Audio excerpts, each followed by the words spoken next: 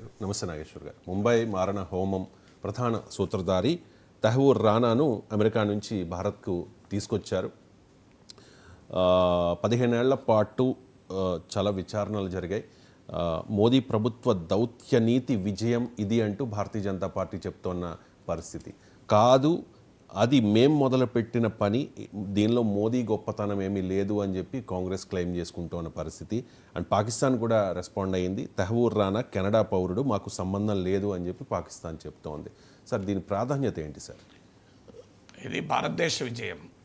ఎందుకంటే 17 years తర్వాత అయిన ఈ ముంబై దాడుల్లో ప్రధాన సూత్రధారి అయిన డేవిడ్ హెడ్లీకి దగ్గరి ఫ్రెండ్, చైల్డ్హుడ్ ఫ్రెండ్, ఆయనతో పాటు సహ కుట్రధారు 2008లో మనకు గుర్తునే ఉంటుంది. 26/11 నవంబర్ 26న ముంబై నగర వీధుల్లో 10 మంది తుపాకులు పట్టుకున్న పాకిస్తాన్ ప్రేరేపిత, పాకిస్తాన్కు చెందిన తీవ్రవాదులు సృష్టించిన బీభత్సంలో 166 మంది చనిపోయారు. 166 people చనిపోయారు. 10 మందిలో ఒక్కడు మాత్రమే ప్రాణాలతో దొరికాడు, అజ్మల్ కసబ్. వాడిని సుదీర్ఘ విచారణ తర్వాత ఉరి తీశారు. సో అప్పటి నుంచి డేవిడ్ హెడ్లీ, వీడు అమెరికాలో ఉంటాడు. సో వీడి చైల్డ్హుడ్ ఫ్రెండ్ అయినటువంటి పాకిస్తాన్కు చెందిన మాజీ మిలిటరీ డాక్టర్ వీడు తహవూర్ హుస్సేన్ రానా. ఇది కెనేడియన్ అమెరికన్ సిటిజన్.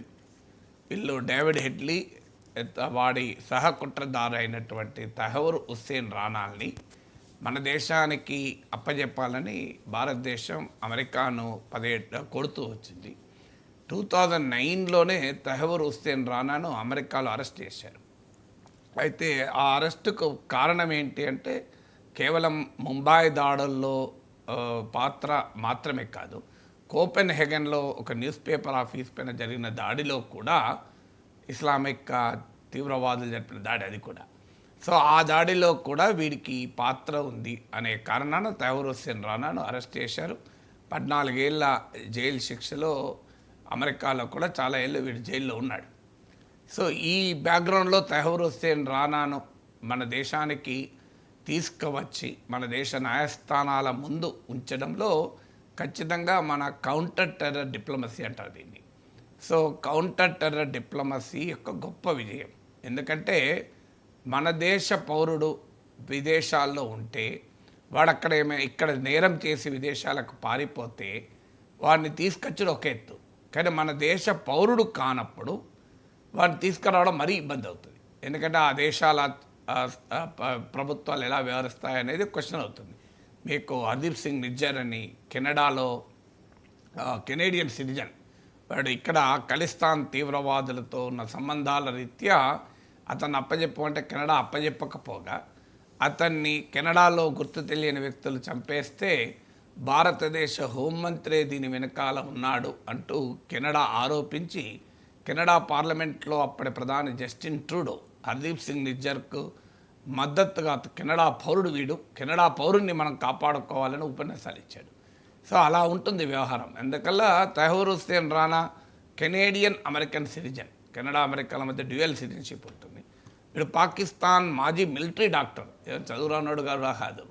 సో అందువల్ల మన దేశ పౌరుడు కాని వ్యక్తిని మన దేశంలో నేరం చేసినందుకు విచారించి వాడికి తీసుకురావడం ఎక్స్ట్రడిషన్ అంటారు, వాడిని అప్పజెప్పేలా చేయడం అనేది ఖచ్చితంగా భారత ప్రభుత్వ, భారతదేశ కౌంటర్ టెర్రర్ డిప్లొమసీ. ఇలాంటి విషయాల్లో రాజకీయ క్రెడిట్లు అవసరం లేదు. ప్రభుత్వాలు వస్తుంటాయి, పోతుంటాయి, వ్యవస్థలు అలాగే ఉంటాయి కనుక ఎవరికి పొలిటికల్ క్రెడిట్, దేశానికి ఇవ్వాల్సిన గౌరవం దేశానికి ఇద్దాం. సో ఇది భారతదేశ గౌరవం. అలాగే మన నేషనల్ ఇన్వెస్టిగేటింగ్ ఏజెన్సీస్ జరిపినటువంటి ఒక సమర్థవంతమైన విచారణకు కూడా ఇది ఒక ఉదాహరణ. ఎందుకంటే ఇండియాకు అమెరికాకు ఎక్స్ట్రడిషన్ ట్రీటీ ఉంది. ట్రీటీ ఉన్నంత మాత్రాన మనం అడిగితే వెంటనే అప్పచెప్పరు. అది కూడా మన దేశ పౌరుడు కానప్పుడు. అప్పచెప్పాలి అంటే beyond doubt conclusive evidence create చేయగలగాలి. అంటే మన విచారణా సంస్థలు చాలా స్పష్టమైన ఆధారాలతో మన దేశానికి అప్పచెప్పాల్సిన ప్రభుత్వం ముందు, కోర్టుల ముందు, అక్కడ వ్యవస్థల ముందు వీడు నేరస్తుడు, మా దేశంలో అని నమ్మించగలిగితేనే అక్కడ కోర్టులు మన దేశానికి పంపించడానికి అంగీకరిస్తాయి. అందుకని అమెరికన్ కోర్టులో కూడా ఈ విచారణ జరిగింది. సో అమెరికాలో ముంబై దాడుల్లో పాల్గొన్నందుకు తైమూర్ హుస్సేన్ రానాను కన్విక్ట్ చేయలే. అక్కడ ఓన్లీ కోపెన్హేగన్ నేరానికి మాత్రమే కన్విక్ట్ అయ్యాడు. ముంబై దాడులకు కన్విక్ట్ కాలే అమెరికాలో వీడు తైమూర్ హుస్సేన్ రానా. అందువల్ల మరీ ఇబ్బంది. అలాంటి పరిస్థితుల్లో కూడా అమెరికా కోర్టుల్ని, అమెరికా ప్రభుత్వాన్ని ఒక విచారణ మెటీరియల్ ఎవిడెన్స్ ముందు పెట్టి కన్విన్స్ చేయగలగాలి. ఒకటి, ఇన్వెస్టిగేషన్లో బియాండ్ డౌట్ వీడు నేరస్తుడు, నేరంలో పాల్గొన్నాడు అనేది కన్విన్స్ చేయగలగాలి. తర్వాత ఇండియాకు వస్తే నేర విచారణ నిష్పాక్షికంగా న్యాయంగా జరుగుతుందని కూడా నమ్మించాలి. ఎందుకంటే చాలా సందర్భాల్లో ఎక్స్ట్రాడిషన్కి వచ్చే సమస్య ఏమవుతుందంటే ఆ ఎక్స్ట్రాడిషన్ ఎదుర్కొనే వ్యక్తి సమర్థించుకునేది ఏముంటుందంటే, నాకు ఆ దేశానికి వెళితే న్యాయం జరగదు, నా మానవ హక్కుల ఉల్లంఘన జరుగుతుంది, నన్ను హింసిస్తారు, నన్ను చంపేస్తారు, సరిగా విచారణ జరపరు అని వాదన పెడతారు.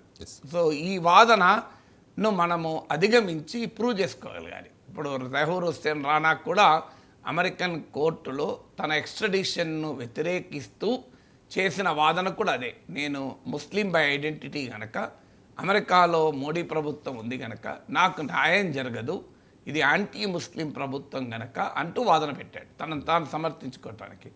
సో మన క్రిమినల్ జస్టిస్ సిస్టమ్ నిష్పాక్షికతకు అమెరికా అంగీకరించిన విషయం కూడా అవుతుంది. ఎందుకంటే చాలా హై లెవెల్ డిప్లొమసీ ద్వారా మాత్రమే సాధ్యమే. ఇటీవల మన ప్రధానమంత్రి నరేంద్ర మోడీ డొనాల్డ్ ట్రంప్ను కలిసినప్పుడు కూడా ట్రంప్ నోట కూడా వీడిని అప్పచెప్తామని ప్రామిస్ వచ్చింది. అంటే హైయెస్ట్ లెవెల్లో పొలిటికల్ లీడర్షిప్ చూపినటువంటి ఒక ప్రత్యేక కేంద్రీకరణ వల్ల ఇది సాధ్యమైంది, లేకపోతే అయ్యేదే కాదు. సో అందువల్ల ఆ సిగ్నిఫికెన్స్ ఆఫ్ తైమూర్ రానా ఎక్స్ట్రాడిషన్ను ఇది మొదటిది. అంటే ఇండియన్ కౌంటర్ టెర్రర్ డిప్లొమసీకి, ఇండియన్ ఇన్వెస్టిగేటింగ్ ఏజెన్సీస్ సమర్థవంతంగా నిర్వహించిన దానికి ఇది ఒక ఉదాహరణ. అన్నిటికీ మించి పొలిటికల్ లీడర్షిప్ చూపిన రాజకీయ నిబద్ధతకు కూడా ఇది ఉదాహరణ. ఎందుకంటే హైయెస్ట్ లెవెల్లో ప్రైమ్ మినిస్టర్ ఇంటర్వ్యూన్ అయ్యి చర్చల్లో కనుక ఇది వచ్చుండకపోతే ట్రంప్ ఎందుకు వాడి పేరు చెప్పి అప్పచెప్తామని అంటాడు. సో అందువల్ల ఇది మొదటి పార్ట్. రెండవ పార్ట్ ఏంటంటే తైమూర్ హుస్సేన్ రానా పాత్ర ఏంటి, వాడు ఏం చేశాడు. 2008లో జరిగిన ఈ ముంబై దాడులకు ప్రధానమైనటువంటి సూత్రధారి, ప్రణాళిక రచించి ఇక్కడికి ఈ వ్యవహారం అంతా నడిపింది డేవిడ్ హెడ్లీ. డేవిడ్ హెడ్లీకి వీడు సహకరించాడు. దేనికి సహకరించాడు? ప్లానింగ్లో సహకరించాడు, లాజిస్టిక్స్లో సహకరించాడు, ఫైనాన్షియల్ సమకూర్చడంలో సహకరించాడు. సో తైమూర్ హుస్సేన్ రానా సహకార పాత్ర, డేవిడ్ హెడ్లీ అసలు పాత్ర. అన్ఫార్చునేట్లీ ఏంటంటే అమెరికా తైమూర్ హుస్సేన్ రానాను అప్పచెప్పడానికి సిద్ధపడింది, కానీ డేవిడ్ హెడ్లీని మాత్రం అప్పచెప్పడం లేదు. వాస్తవంగా డేవిడ్ హెడ్లీ నేరము చాలా స్పష్టం. సో తైమూర్ హుస్సేన్ రానా పైన ఆరోపణ డేవిడ్ హెడ్లీకి సహకరించాడని. అలాంటి డేవిడ్ హెడ్లీని మాత్రం ఇప్పటి వరకు అప్పచెప్పడానికి అమెరికా సిద్ధపడలేదు. ఈ ప్రశ్నకు మనకు సమాధానం కావాలి. ఎందుకు ఇంత కౌంటర్ టెర్రర్ డిప్లొమసీ ఇండియా చేసినా అమెరికన్ ప్రభుత్వం ఎందుకని ఇక్కడ భారతదేశంలోని ముంబైలోనే దాడులు కాదు, కోపెన్హేగన్ దాడుల్లో కూడా డేవిడ్ హెడ్లీ లింక్ ఉంది. సో అలాంటి డేవిడ్ హెడ్లీని ఎందుకు అప్పచెప్పడం లేదు? ఇండియాకు అమెరికాకు ఎక్స్ట్రాడిషన్ ట్రీటీ కూడా ఉంది, అయినా డేవిడ్ హెడ్లీని భారతదేశానికి అప్పచెప్పడానికి ఇప్పటివరకు అమెరికా అంగీకరించకపోగా ఇంకో డైమెన్షన్ కూడా ఉంది. భారతదేశంలో ముంబై దాడులు జరగకముందే, ముంబై దాడుల్లో డేవిడ్ హెడ్లీని నిందితుడిగా చేర్చకముందే డేవిడ్ హెడ్లీ పైన అమెరికాలో కేసులున్నాయి. అమెరికాలో కేసులు ఉండి అంటే వాడు ఇలాంటి నేరాలకు పాల్పడే లక్షణాలు ఉన్నాయనే వాడిపైన నిఘా కూడా ఉంది. కానీ ముంబై దాడులు జరిగాక కూడా అంత భయంకరమైన దాడులు జరిపిన డేవిడ్ హెడ్లీ మరో దాడి కొరకు కూడా 2009లో ఇండియాకు వచ్చాడు. ఆఫ్టర్ ద ముంబై దాడులు వచ్చాడు వాడు. వచ్చినప్పుడైనా మరి అమెరికా నిఘా సంస్థలు, అమెరికా ప్రభుత్వ సంస్థలు భారతదేశాన్ని హెచ్చరించాలి కదా. డేవిడ్ హెడ్లీ అనే వ్యక్తి పైన మా దేశంలో తీవ్రవాద కార్యకలాపాలలో పాల్గొంటున్న అనుమానాలు ఉన్నాయి, వీడు మీ దేశానికి వస్తున్నాడు, జాగ్రత్త పడండి అనాలి కదా. అది అని ఉంటే మనం వీసా ఇవ్వకపోయే వాళ్ళమో, ఇచ్చిన వాడిని మానిటర్ చేసేవాళ్ళమో. కానీ ఆ డేవిడ్ హెడ్లీ మన దేశానికి వస్తున్నప్పుడు వాడిపైన ముంబై దాడులకు ముందే కేసు ఉండి కూడా అమెరికా ప్రభుత్వం మనకు చెప్పలేదు. ఎందుకు చెప్పలేదు? మరి డేవిడ్ హెడ్లీని కాపాడటానికి అమెరికా ఇంట్రెస్ట్ ఏంటివి అనేది తేలాలి. తైమూర్ హుస్సేన్ రానాను అప్పచెప్పినందుకు ధన్యవాదాలు చెప్తూనే డేవిడ్ హెడ్లీ విషయంలో అమెరికా ఎందుకు ఈ వైఖరి అనుసరిస్తోంది అనేది తేలాలి. రెండవది. మూడవది పాకిస్తాన్ లింక్. తైమూర్ హుస్సేన్ రానా మా దేశానికి చెందినవాడు కాదు, అతను కెనేడియన్ అమెరికన్ సిటిజన్. 20 ఏళ్ళ నుంచి మా దేశ డాక్యుమెంట్లు ఏవి వాడు రెన్యూ చేసుకుంటలేడు అని తైమూర్ హుస్సేన్ రానా వాదన. వాడు పాకిస్తాన్లోనే పుట్టాడు, పాకిస్తాన్ మిలిటరీలో ఆర్మీ డాక్టర్గా పనిచేసి వాడు ఇప్పుడు కెనేడియన్ అమెరికన్ సిటిజన్ కరెక్టే, కానీ పాకిస్తాన్ నాకు సంబంధం లేదని. ఇంట్రెస్టింగ్ ఏంటంటే తైమూర్ హుస్సేన్ రానా భారత భూభాగంలో అడుగు పెట్టకముందు పాకిస్తాన్ స్టేట్మెంట్ ఇచ్చింది. అడుగు పెట్టకముందే, అంటే తెలుసు పాకిస్తాన్కు తాను ఎక్స్పోజ్ అవుతానని. అందుకే పాకిస్తాన్ ఫారెన్ మినిస్ట్రీ ఒక స్టేట్మెంట్ ఇచ్చింది. Much before Taimur Hussain Rana lands in Palam air బేస్లో వాడు అడుగు పెట్టకముందే స్టేట్మెంట్ ఇచ్చి మాకు సంబంధం లేదు అని, గుమ్మడికాయ దొంగ అంటే భుజాలు తడుపుకుంటారంటారు చూడండి, అలా తడుపుకోవడం మొదలుపెట్టింది. సో కానీ ఇప్పుడు తైమూర్ హుస్సేన్ రానా అరెస్ట్ ద్వారా మనకు పాకిస్తాన్ లింకుల్ని ఎస్టాబ్లిష్ చేయడానికి అవకాశం ఉంటుంది. కొత్తగా మనకు తెలియంది మీకు కాదు, పాకిస్తాన్ ముంబై దాడుల్లో ప్రత్యక్ష పాత్ర ఉంది పాకిస్తాన్ మిలిటరీది. పాకిస్తాన్ ఇంటర్ సర్వీసెస్ ఇంటెలిజెన్స్ అనేది మన భారతీయులుగా మనకు తెలుసు. భారత ప్రభుత్వం దానిపైన డోసియర్ల ఎవిడెన్స్ పాకిస్తాన్ సమర్పించింది, ప్రపంచం ముందు పెట్టింది. కానీ పాకిస్తాన్ మాకు సంబంధం లేదంటారు. పాకిస్తాన్కి ఇదేం కొత్త కాదు, అజ్మల్ కసబే మాకు సంబంధం లేదన్నాడు. పాకిస్తానీ మీడియా కూడా వాడు పాకిస్తాన్ వాడని చెప్తున్నా, పాకిస్తాన్లో ఉన్న డాన్ లాంటి మీడియా సంస్థలు చూపెట్టి వాడి ఊరికెళ్ళి వాడి ఇంటికెళ్ళి ఆ చిన్న లేన్లో ఒక అత్యంత ఇంపవరిష్డ్ నిరుపేద కాలనీలో వాడి ఇంటికి లొకేషన్ లింక్ వీడే ఇక్కడే ఇదే గల్లీలు ఉంటాడు వీడు అని చూపెట్టినా కూడా మాకు సంబంధం లేదన్నది. మరి అజ్మల్ కసబ్ను కనీసం వాడి శవాన్ని తీసుకోవడానికి సిద్ధపడలే. అది పాకిస్తాన్ చరిత్ర.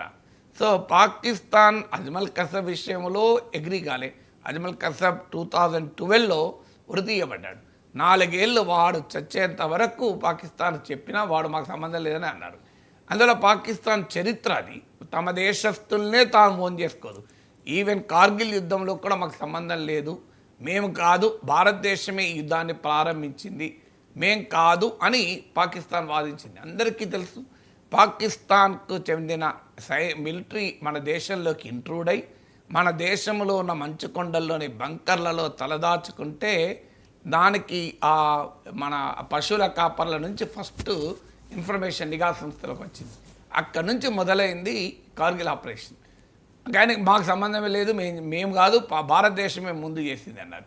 ఏం జరిగింది తర్వాత? ఈ మధ్య పాకిస్తాన్ ఆర్మీ చీఫ్ స్టేట్మెంట్ ఇచ్చాడు, కార్గిల్ ఆపరేషన్ మేము సమర్థవంతంగా నిర్వహించామని. వాడు అంతకుముందు మాకు సంబంధం లేదు అన్నోళ్ళకి కాస్త. అలాగే బాలాకోట్ ఎయిర్ స్ట్రైక్ జరిగినప్పుడు కూడా స్పష్టంగా Indian air force preemptive non military strikes కదా అని పేర్కొని బాలాకోట్లో టెర్రర్ క్యాంపును సక్సెస్ఫుల్గా ఇండియన్ ఎయిర్ ఫోర్స్ విమానాలు న్యూట్రలైజ్ చేసి అంతం చేసి తిరిగి వచ్చినాక కూడా పాకిస్తాన్ వాదన ఏంటి? అసలు ఆ బాలాకోట్లో తీవ్రవాదులే లేరు, ఆడేదో గట్టిగా ఏదో మంటలు లేచినాయి అని వాదించింది. సో ఇలా పాకిస్తాన్ హిస్టరీ మొత్తం డిస్క్లైమర్లే, మాకు సంబంధం లేదంటారు. ఇప్పుడు మరోసారి తైమూర్ హుస్సేన్ రానా విషయంలో కూడా మాకు సంబంధం లేదు అంటున్నారు. కానీ ఇప్పుడు తైమూర్ హుస్సేన్ రానా భారత నిఘా సంస్థల చేతిలో ఉన్నాడు, national intelligence agency. So NIA విచారణలో వాడిని విచారిస్తే పాకిస్తాన్ లింకులు పూర్తిగా బయటకు వస్తాయి. ముఖ్యంగా ముంబై దాడులే కాదు, ఇంకా ఏ దాడుల్లో భారతదేశంలో పాకిస్తాన్ పాత్ర ఉంది, దాడులు సక్సెస్ఫుల్గా జరపలేకపోయినా జరపడానికి పాకిస్తాన్ చేసిన కుట్రలు కుతంత్రాలన్నీ బయటపడటానికి ఇది ఉపయోగపడుతుంది. ముఖ్యంగా పాకిస్తాన్లో ఉన్న టెర్రర్ కమాండర్స్, ఇప్పుడు హఫీజ్ సయీద్ ఉన్నాడు, వాడిని ఇండియాకి అప్పచెప్పాలి. వాడు యాక్చువల్గా తీవ్రవాదుల్ని ఎంపిక చేసి 10 మందిని వారికి శిక్షణ ఇచ్చి వారికి అన్ని రకాల సదుపాయాలు సమకూర్చి ఇండియాకు పంపిన నాయకుడు లష్కర్ ఈ తొయిబా నాయకుడు. సో అలాంటి హఫీజ్ సయీద్ లాంటి వాళ్ళను ఇండియాకు రప్పించుకోవటానికి కూడా ఇది ఉపయోగపడుతుంది. అందువల్ల definitely it's a very big diplomatic achievement for India. Counter terror డిప్లొమసీలో ఒక పెద్ద అచీవ్మెంట్. బట్ ఇంకా మిగిలి ఉన్న కోణాలు ఏంటంటే ఎక్స్పోజింగ్ పాకిస్తాన్, అంటే పాకిస్తాన్ కుట్రల్ని కుతంత్రాల్ని కనెక్షన్ను మరింతగా ఎస్టాబ్లిష్ చేయడము, తైమూర్ హుస్సేన్ రాణా విచారణను అవకాశంగా తీసుకొని, అలాగే డేవిడ్ హెడ్లీ విషయంలో అమెరికా అనుసరిస్తున్న వైఖరిని కూడా ప్రశ్నించడం అనేది మిగిలి ఉన్నాయి. ఇక చాలామందికి ఒక డౌట్ వచ్చింది. నిన్న టీవీలు చూసేటప్పుడు నన్ను చాలామంది అడిగారు, సార్ ఏంటి సార్ వాడికి అంత భద్రత అని. ఒక దేశ ప్రెసిడెంట్ వస్తే ఏ రకమైన భద్రతలు ఉంటాయో ఆ రకమైన భద్రతలు వాడు వచ్చాడు. ప్రత్యేక విమానంలో అమెరికా కమాండోలు ఎంటరాగా, వారితో పాటు ఇండియన్ ఎన్ఐఏ అధికారులు, సీనియర్ అధికారులు వెంటరాగా వాడు పాలెం ఎయిర్ బేస్లో దిగాడు. దిగిన తర్వాత కూడా భారీ బందోబస్తుతో ఉన్న కాన్వాయ్లో వాడిని తీసుకొచ్చారు ఇక్కడికి కోర్టుకు, ఎన్ఐఏ కోర్టుకు. సో తర్వాత కూడా కొన్ని వందల మంది పోలీసుల భద్రతా పారామిలిటరీ భద్రతా బలగాల నడుమ వాడి విచారణ జరిగింది. ఏది వీరికి ఎందుకు ఇంత అని ఒక క్వశ్చన్ వస్తుంది. కానీ పద్ధతి ఏంటి అంటే, అనుమానం ఏంటంటే వాడిని పట్టుకొని విచారిస్తే మనకు అనేక కుట్రల రహస్యాలు తెలుస్తాయి.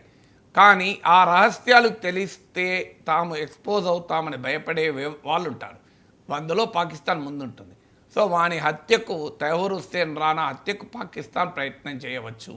ఎందుకంటే వాడిని చంపేస్తే తన పాత్ర బరీ అయిపోతుంది అని. అందువల్ల పాకిస్తాన్ ఏజెన్సీసే కావు, లష్కర్ ఈ తొయిబా లాంటి తీవ్రవాద సంస్థలకు కూడా తైమూర్ హుస్సేన్ రాణాను అంతం చేసి మనం తెలుగు సినిమాల్లో చూస్తాం చూడండి. విలన్కు సహకరించినటువంటి జూనియర్ విలన్ను ఒక్కసారి వాడి సీక్రెట్లు హీరోకు తెలిసిపోయిన అనుడితోనే వాడిని ముందు విలనే చంపేస్తాడు. సో ఇది మన తెలుగు సినిమాల్లో చూపెట్టే simple crime scene. So Taimur Hussain Rana విషయంలో కూడా అదే జరగచ్చు. అందువల్ల వాడిని కాపాడాలి. వాడిని ఇప్పుడు ఇండియా వాడు చంపాడు, పాకిస్తాన్ వాడు చంపుతాడు వాడిని. సో పాకిస్తాన్ వాళ్ళు చంపే అవకాశం ఉంది. టెర్రరిస్ట్ ఆర్గనైజేషన్స్ చంపవచ్చు. లేదు భారతదేశంలో కూడా కడుపు మండిన వాడు 166 మంది అమాయకుల ప్రాణాలు పొట్టన పెట్టుకున్నాడు. ఈ దేశ సార్వభౌమాధికారాన్ని ప్రశ్నించాడు. కేవలం నేరమే, హత్యా నేరమే కాదు ఇది. It's an attack on Indian sovereignty. దేశ భద్రతను పైన ప్రశ్నలు లేవనెత్తాడు. దేశ అంతర్గత భద్రతమైన ప్రశ్నలు లేవనెత్తాడు. అందువల్ల ఇలాంటి వాని మీద సహజంగా ప్రతి భారతీయునికి మనలాంటి వాళ్ళ నుంచి మొదలుకొని అందరికీ కూడా రక్తం మండుతుంది.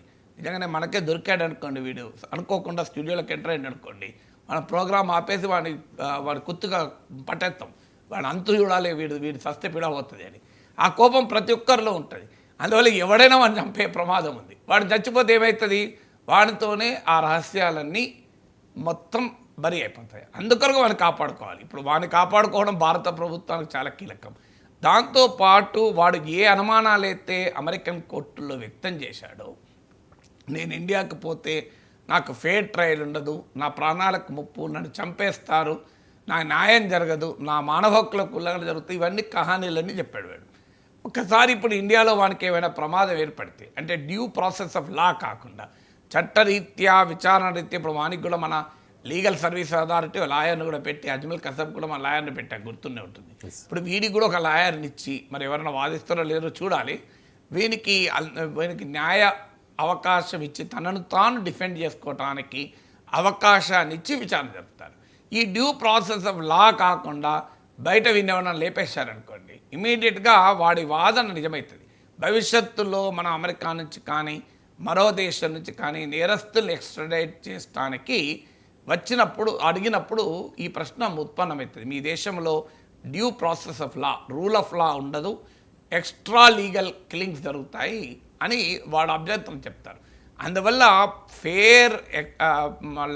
డ్యూ అండ్ ఫెయిర్ జస్టిస్ లేకపోతే ఎక్స్ట్రడిషన్లు కూడా ఇబ్బంది అవుతాయి. అందువల్ల కూడా వాడిని కాపాడుకోవాల్సిన కర్మ మనకు పట్టింది. తప్పనిసరిగా వాడిని కాపాడుకోవాల్సిందే కదా. Yes sir. ఇక సోషల్